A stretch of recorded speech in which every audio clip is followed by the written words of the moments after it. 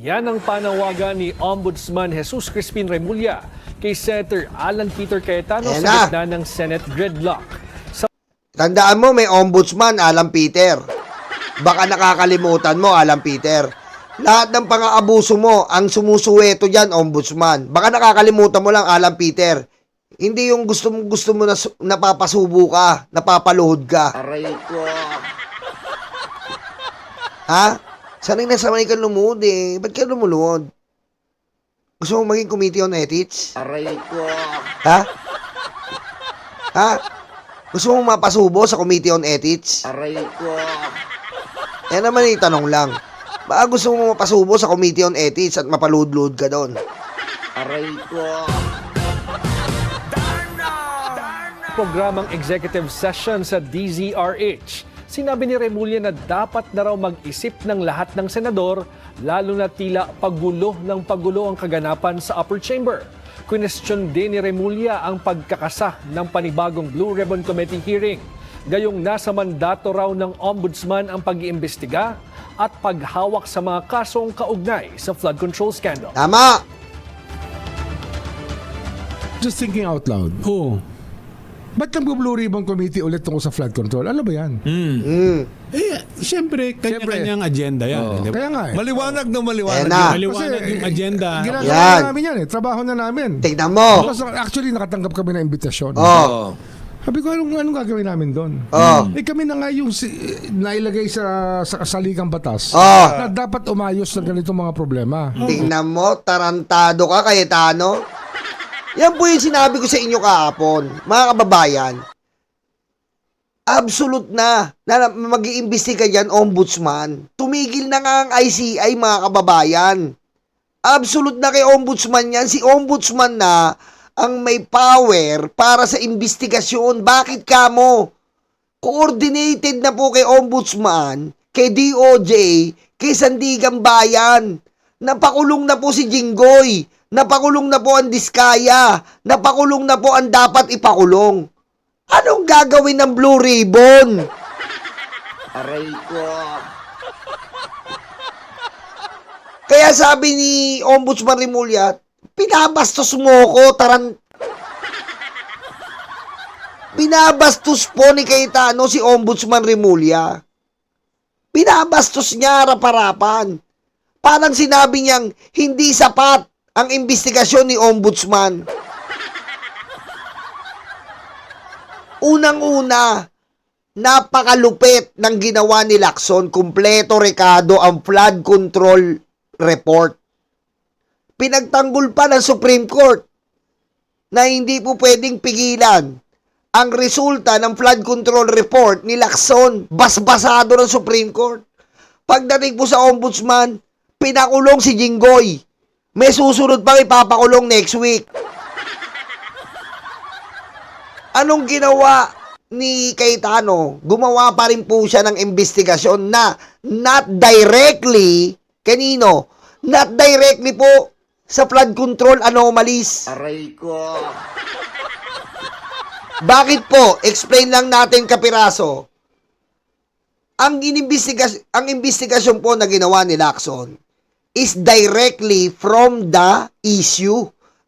Directly sa nasusunog. Si Lacson po ang nagsilbing tubig sa nasusunog na flood control. Bakit?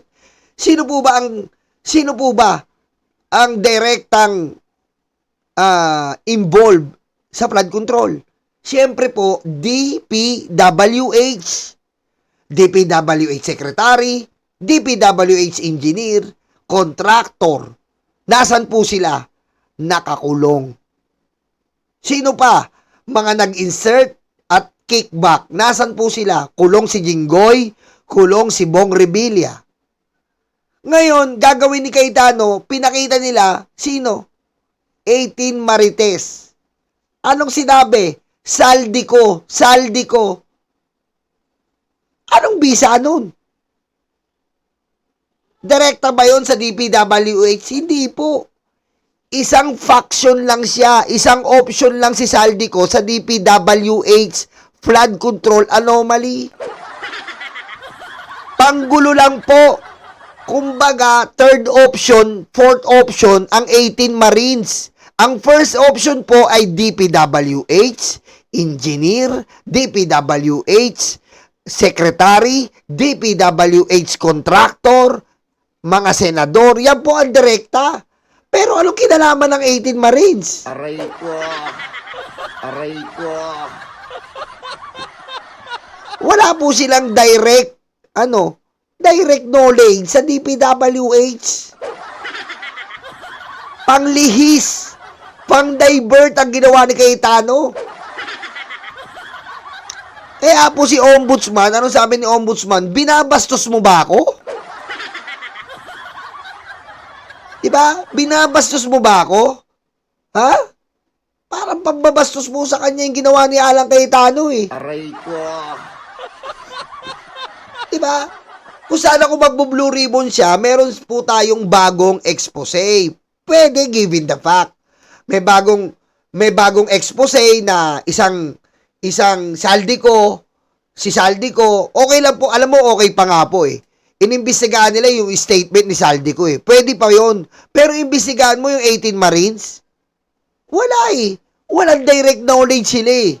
Wala silang direct knowledge sa flood control. Meron lang silang direct knowledge kanino? Kay Saldico, mga kababayan. Kay Saldico, na pwede naman po, si Saldico ang mag-explain, hindi na yung 18 Marines. Naukuha nyo ko? Nandun naman si Saldico eh.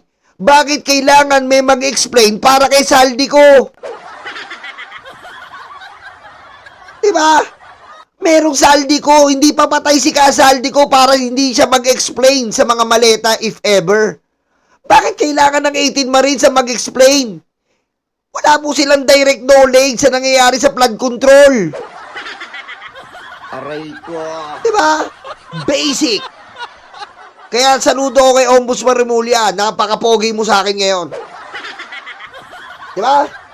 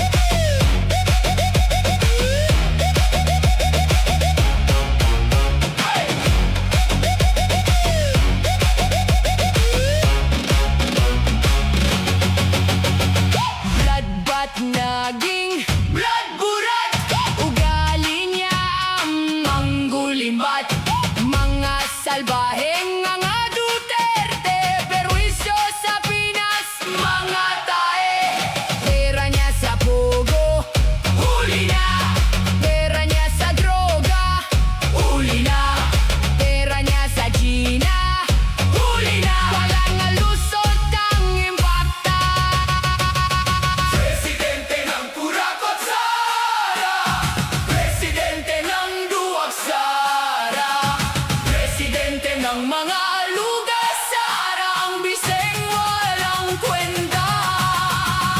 Presidente ng Bulacan Sara, Presidente ng Duwag Sara, Presidente ng mga lugar sa arang biseng walang kwenta.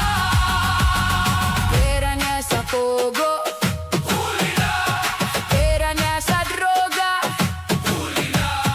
pera niya sa China, wala nang lusot ang impakta.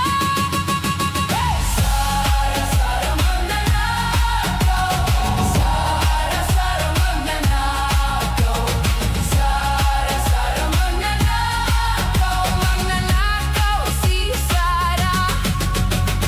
Sara, Sara magnanakaw, Sara, Sara, Sara, Sara magnanakaw, Sara, Sara, Sara magnanakaw, magnanakaw si Sara.